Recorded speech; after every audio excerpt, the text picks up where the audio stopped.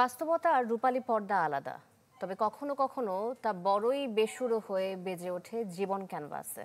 এই যেমন ৫ আগস্ট বিশেষ বিমানে চেপে পালিয়ে শেখ হাসিনার শেষ রক্ষা হলেও তার চরিত্রে অভিনয় করা নুসরাত ফারিয়া পেরোতে পারেননি বিমানবন্দরের চৌকাঠও।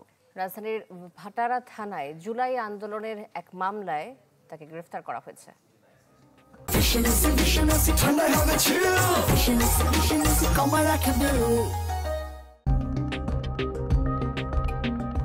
খবরের এমন সব শিরোনাম সিনেমার কোনো চিত্রনাট্যের নয়, বাস্তবেই আইন শৃঙ্খলা বাহিনীর হাতে পড়েছেন ঢাকাই সিনেমার নায়িকা নুসরাত ফারিয়া। রবিবার দুপুরে দেশের বাইরে যাওয়ার পথে শাহজালাল আন্তর্জাতিক বিমানবন্দরে ফারিয়াকে আটক করে আইন শৃঙ্খলা বাহিনীর সদস্যরা। প্রাথমিক জিজ্ঞাসা শেষে তাকে পাঠানো হয় ভাটারা থানায়, সেখান থেকে নিয়ে যাওয়া হয় ডিবি কার্যালয়ে। কিন্তু ইতিহাস কথা বলে।